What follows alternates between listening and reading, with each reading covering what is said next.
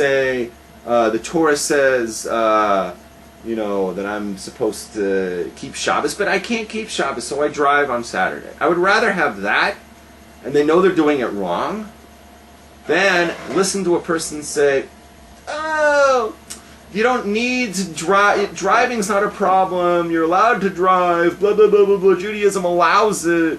You know, my Reform rabbi says, today it's not a problem. I can't listen to that, because that's just total heresy. Okay, let's get back to talking about sex. Am I boring you? No, this is great. Am I boring them? So, we live in the Torah corral, Rabbs and I. Yeah. And the Gedolim, the great ones, such as us, we're like the cowboys. So kids, you should get into the Torah corral, and you too can ride the horses.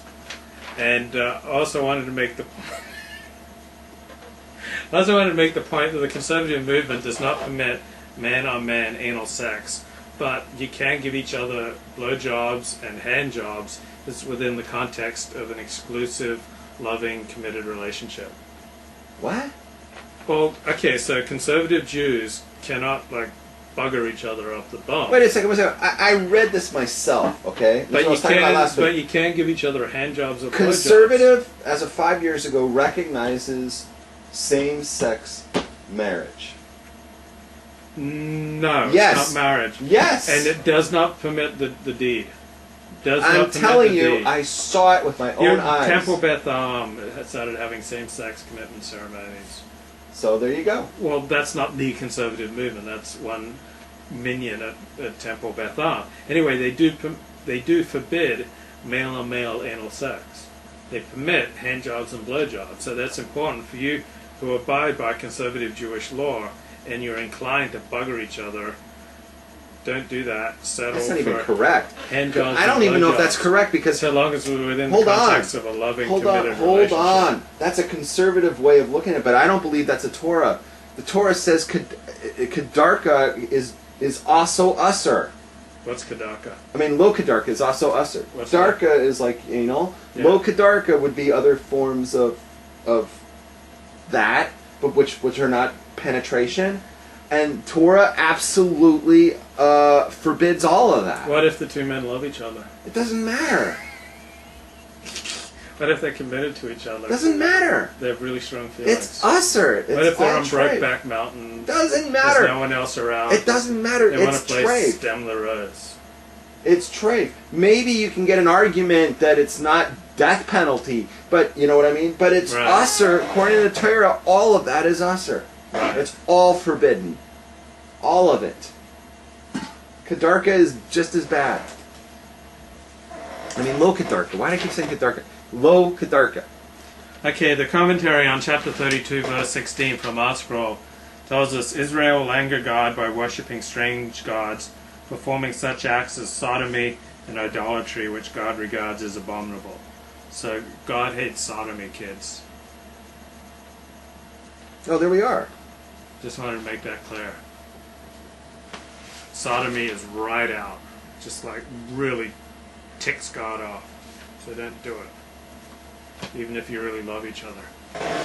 What are you doing now? Those are my thoughts on this week's Parsha. Oh, you want my thoughts? Yeah. Okay, I'm gonna yak now. Look out, everybody. All right. So I talked about how everything is a prophecy. Every one of these pasukim every one of these verses that we looked at contains prophecies to everything that's going to happen in the Jewish future. That's all in here.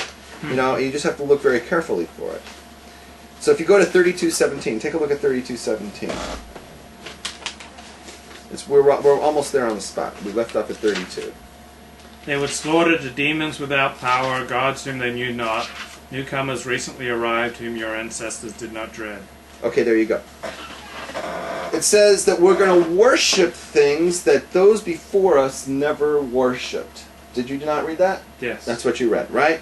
So it's brought down that the Yetzer Hara, the evil inclination that's inside every Jew, is constantly trying to find new ways to cause Jewish people to stumble. Mm-hmm. And what works one day isn't necessarily going to work the next day, right? So it's always going to be looking to try to get us to do things that our ancestors never did, or even the previous generations never did.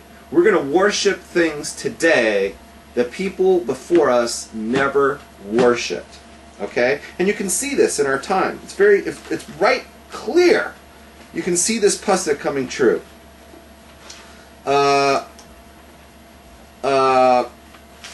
For instance, there's been many philosophies that the Jewish people have worshipped over time, and Jewish people have served and they've embraced, and they can only be described as actions of the evil inclination. I mean, look at the original communists, the Bolsheviks. They were all Jews. The Bolsheviks were almost all Jews, right? And Jewish people embraced these philosophies. These are philosophies that went against Jewish thought. I mean, the whole concept of atheism came out of communism. Mm-hmm. Communism, forced atheism on all these people. I mean, it's about as far away. It's as evil as it can get. The idea of atheism is the opposite of Judaism. The opposite of Judaism is not Christianity. A lot of Jews think, oh, isn't the opposite of Judaism Christian? No. The opposite of believing in God, in one God, is believing in zero gods. It's a binary, 0 or 1, positive or negative, right? You believe that there's a God in the world and He created the universe. It's Judaism. You say there's no God. It was created, by a big bang whang, and then there was dinosaurs hundreds of millions of years ago, and there was evolution and all this garbage, and that's that is atheism. That is the opposite of Judaism. Right. That is the epitome of serving a false god. Yeah. And today, when communism is dead, maybe like 2-3 generations ago, like this is what the prior generations were worshiping. You don't see that today. Like, where do you see communism being worshipped today?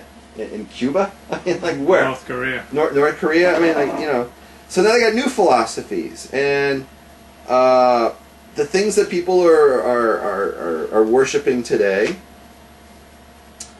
Well, I mentioned atheism. There's all kinds of things, and we've made fun of them over the last several weeks.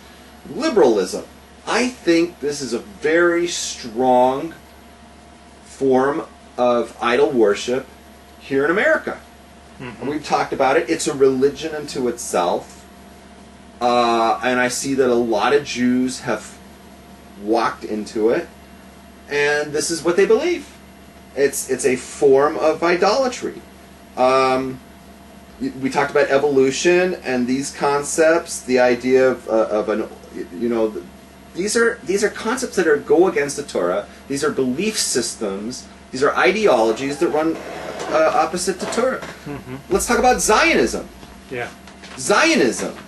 This idea that every Jew needs to go and make Aliyah and move to Israel, and we need to take over the land of Israel and force a Jewish government there, and speed up the time, and actually believe that this will speed up the coming of the Messiah, even though that God says in the Talmud himself that do not try to take actions into your own hands. Do not try to bring the Messiah earlier.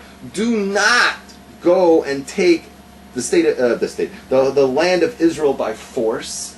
Do not do these things. Nevertheless, the Jews went ahead and did them, and now they're still saying today that every Jew needs to go there. It's a form of idol worship. It's a form of idolatry to come up with these ideas and these philosophies that run opposite Judaism. Last week a couple weeks ago we talked about Chabad, and this idea that the Rebbe runs the world, that a human being could be considered, the atzmus in a goof, that it could be considered the essence of God enclosed and enveloped in a body. That the Rebbe sees all these ideas, and he's coming back from the grave, or he didn't die, and he's going to be the Messiah.